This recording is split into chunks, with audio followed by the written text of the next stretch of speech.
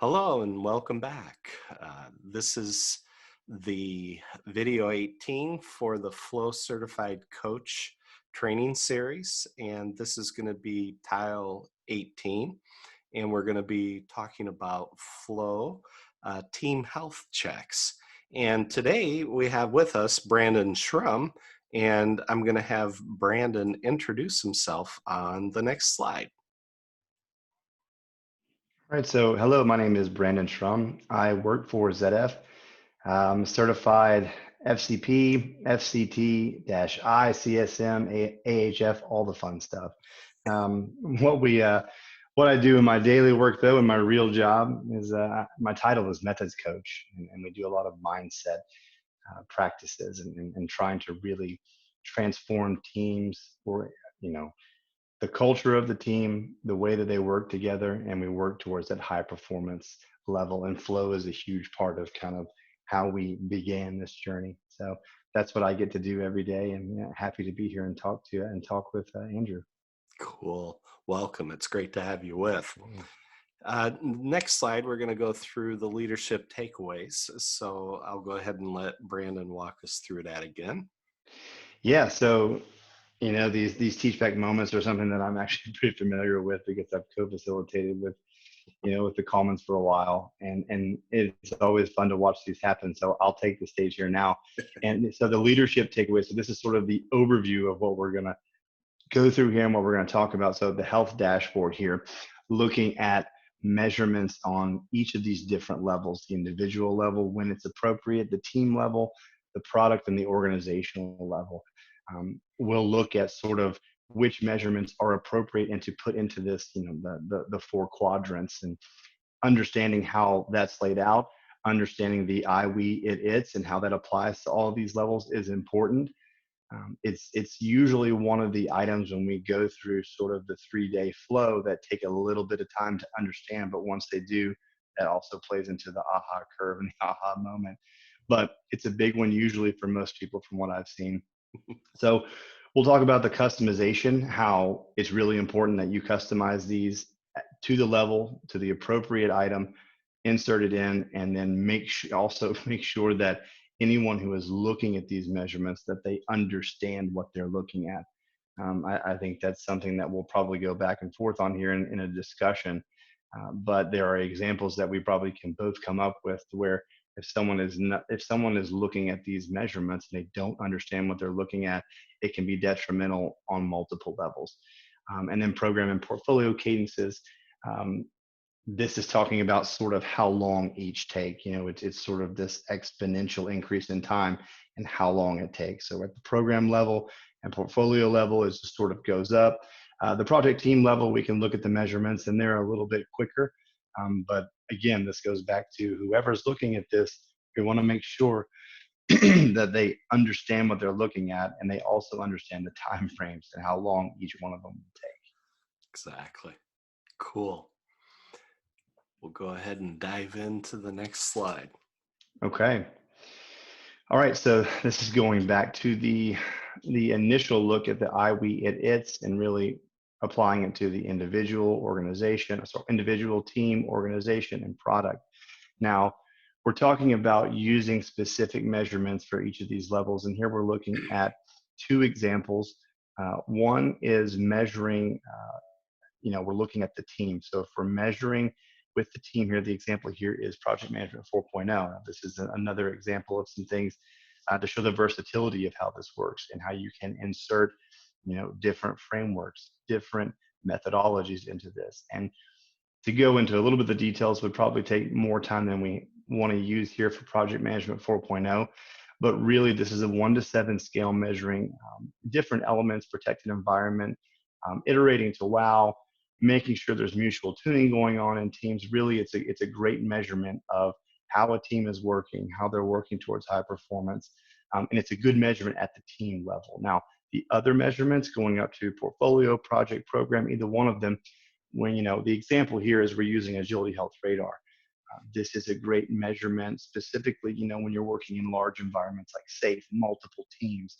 We want to look in aggregate at how all these teams are doing, and we want to see them placed in this very visual way on this radar. it's great to look at to get a very high level view. But it's, again, this goes back to the example of, let's make sure that whoever's looking at this understands what they're looking at with the radar. And this can really help to have someone with experience, maybe a facilitator in agility health, so they can explain what these mean, what it looks like. And a lot of times in agility health, I think what ends up happening is there's sort of a growth plan that comes out. And a lot of times what we've seen is the growth plan has the real impact. If you're reading it side by side of the results of the radar and saying, okay, here's the growth plan, here's the numbers behind why that growth plan has been put in place, it really helps looking at the measurement. Yep, exactly. And here we expand a little bit on some of the radars. Yeah, so we'll start with PM 4.0 because that was the example that we used first and talked about in the previous slide. So again, this is the 1 to 7 measurement. Now here they're looking at two different instances, the blue and the orange line is sort of showing an over time growth and how things are changing. You can see the only real measurement that's lacking here is the protected environment. So the team sort of collectively feels in both instances that the environment they're working in is not as protected as it needs to be in order for the team to have real growth towards that high performance and to work in that area. Now, this could be something like management is pulling them aside for other tasks. They don't have the capacity that they've been told they will be able to dedicate. They're not really getting that. It could be a number of things, but it's a really, really important variable to measure. Um, Now, I think, Andrew, you talked about the way that you measure this in this example is you had a survey, you had Yeah. a very simple layout just to say, okay, 1 to 7 scale. But again, it's always that let's understand what we're answering here. So there's a little bit of enabling that you have to give to the team to say, okay, let's understand what you're answering here. What does this iterate to wow mean? What is this voluntary action? Why are we measuring it?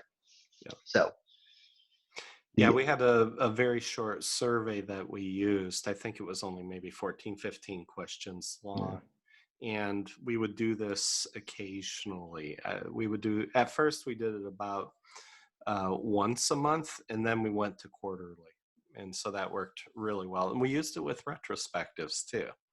So yeah, we would dedicate a retrospective to using this particular chart, and we would walk the team through the results of the survey so that the team could chat about it, because this was the aggregate view. This wasn't each individual's view. And we also kept the surveys anonymous so that people would feel comfortable sharing how they really felt. yeah. That's extremely important all the time, but especially in sort of the organization that I'm working in. It's a very big deal to remain anonymous in everything that we do. Yeah, and then on these agility health radars, I'm not sure how well this will show up on the videos, but this is actually a flow agility health radar that we worked with the people out at Agility Health out there in Colorado. And so you'll see like this dimension here is the 4D model for the project.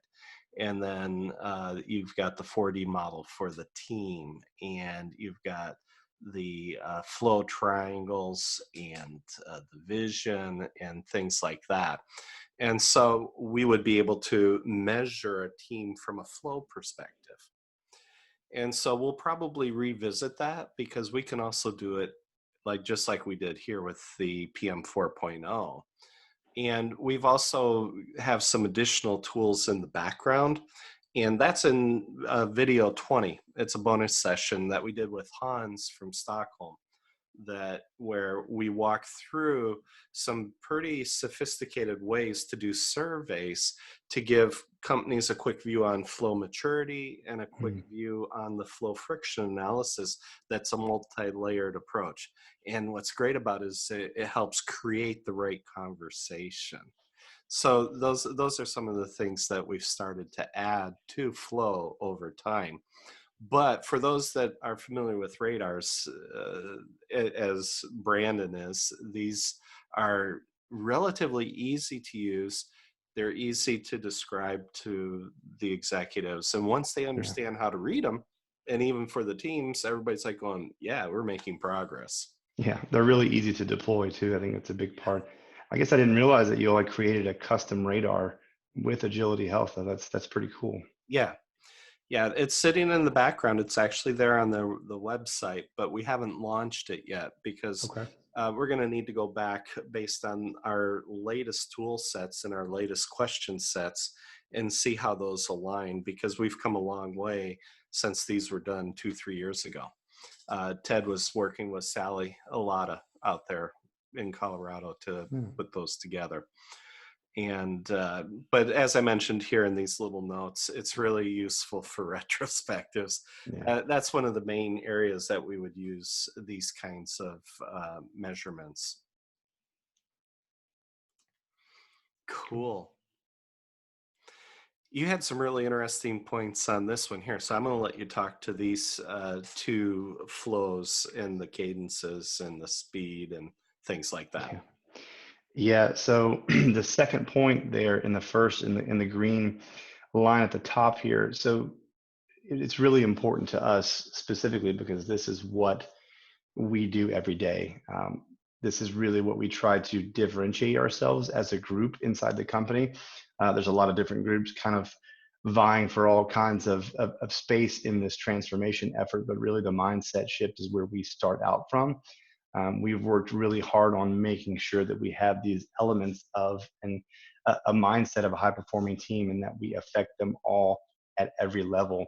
So looking at this leadership and governance portfolio level, it's extremely important. And actually, this is probably the area that we've had a good bit of success within our company is simply because, we had these huge backlogs. And Mhm. every time that we're working with a large team like this, it's a very daunting thing. But if you look at these backlogs from through the lens of this, transformation, like a real agile mindset, it's an easy way to sort of let them take a huge breath, say, okay, we can take this in bite-sized pieces. We can, eat the elephant one piece at a time here. So Exactly. that it's very applicable to what we're doing. This is a very interesting slide here, the way that it breaks all of this down.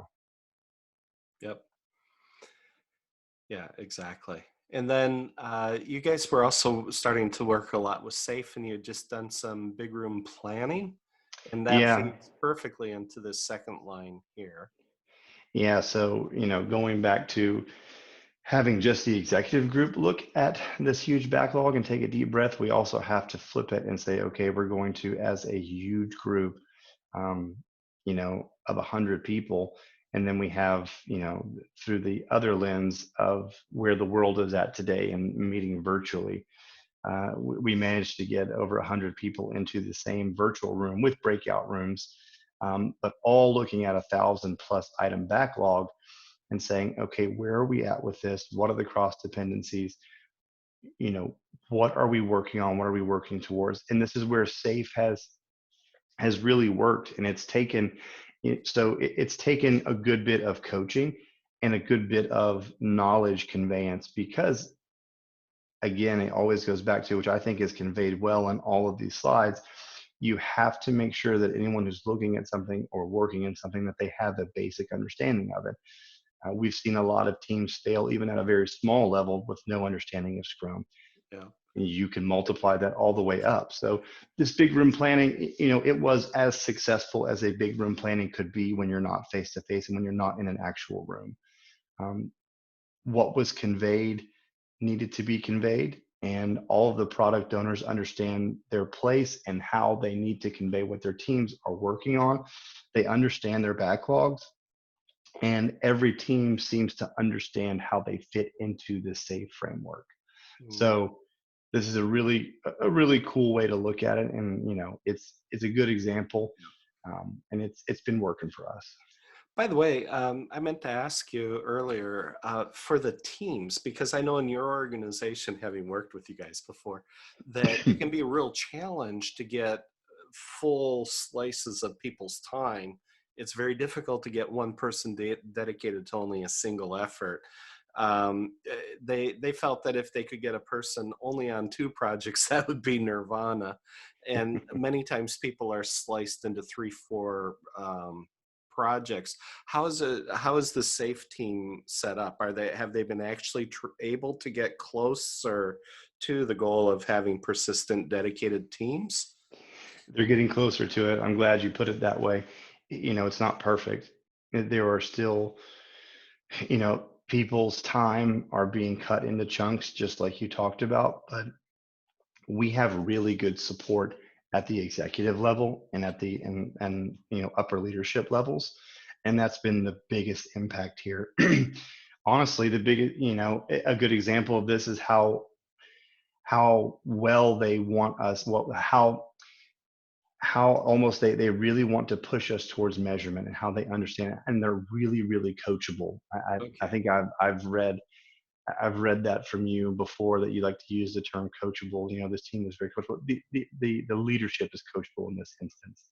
You meant, So when it sort of cascades down into, okay, let's make sure that these teams have the time, and they seem to. I've come into teams where I've had to be the scrum master, mhm, and that's, I still am the scrum master for one of the teams. And I think that's okay, because scrum master and coach, they have a lot of crossover. And I like being a scrum master sometimes, and it's okay. But there's also this, not to go too deep, but there's this cultural element into how much time a team can dedicate. If I have a team out of India, they have a clear hierarchy, even on scrum teams, when there's really not supposed to be. And you sort of have to just work with that. You have to understand how they work, how they speak, how they interact. But y- you know, I think if you're a little bit flexible and you understand that some people are just going to have their time cut short, yeah, this can still very much work. yeah. Yeah. And what's really nice where you're working right now, because the organization is just massive. I mean, for people who aren't familiar with your organization, you're like somewhere around 160,000 people. And the company's been around for like over 100 years. Yeah. And so you have a very mature program level management. And so when I was there, it was very interesting to be able to work with the program managers and their leadership in order to help them understand what we're actually doing at team, at program, and at portfolio level. And this slide was actually put together for them to help them understand that they need both the program part and exactly what you guys are doing with methods incubation. That's this agile transformation part.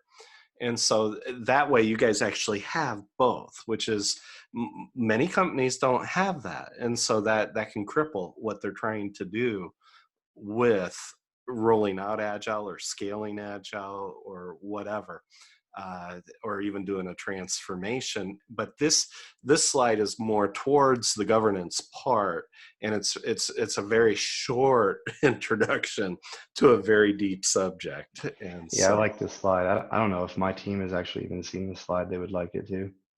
yeah, this slide. Well, it's part of the FCC course now, and I think I might have included it in the most current version of the Flow Certified Professional, the base course. So we're re-emphasizing this part in I like both it. of the trainings. So that's Great. a really good point. Cool. Well, we'll keep this moving. We're into the recap and application, so I'll let you take over again. Yeah. So just to recap and go down, remember that when you're looking at any measurement, understand there are different levels that you'll apply measurement to, and also that you need to customize the measurement that you're using based on what level you're looking at, Yeah. how the team is working, how the people involved are, how much they know, how much knowledge has been conveyed. There are a lot of factors, but I've always looked at everything together like this as a giant toolbox, and you need to know which tool to pull out, and you need to know where to use it. Yep. Um, Absolutely. the third point here, understanding the time differences and how Hmm. some items on here at different levels are going to take a lot longer. And again, conveying that to whomever will be looking at that level is extremely important. In the application here, um, so it says extremely helpful with the team's retrospectives, progress over time, and focusing on improvements in areas that really need help. So Hmm. again, applying the correct measurement here and seeing who can look at it, Yeah. what they're understanding is extremely important. This is the radar, the high level. You know, if the radar can give someone a view of how all of their teams are doing in aggregate and they understand it, then that measurement is probably a successful one. And something I don't know that I mentioned, and I know that you do mention, maybe I left this out of my teach back, which that could be That's okay. bad. You can But have it here. understand, but understanding how understanding for every level, and especially the executive level, understanding how important the measurements are, but also understanding which measurement you should be putting Mhm. in. Yeah. So it's almost what to measure. It's like, how do you figure out what to measure? I think that flow in general is very helpful in understanding at a high level, looking down at all of your options, understanding what to measure and how important it is. Yeah. And so the last one links to program and portfolio reporting. Again, this is where the radar can be helpful. Again, if we go back again, try to remember the difference. Applying the example of the PM 4.0 to measure some of the team success over time. Also looking at the burn up charts. I think that's covered a little bit some in the video. So making sure that you Yes, it apply is. the burn up charts, Mhm. and looking at the team level, but also when you're going on the opposite, like the portfolio level and the program level, and looking at how it's doing over time, understanding that time aspect, but also understanding that's a view of how you're doing and what you're completing. So yeah, Yeah. Excellent. Well, thank you very much for being with us, Brandon. Really appreciate it. And I'm sure we'll have you in hopefully another video real soon. Thank you happy very to do much. it. Have a You're good one. welcome. Okay, Yep. Take thanks. care.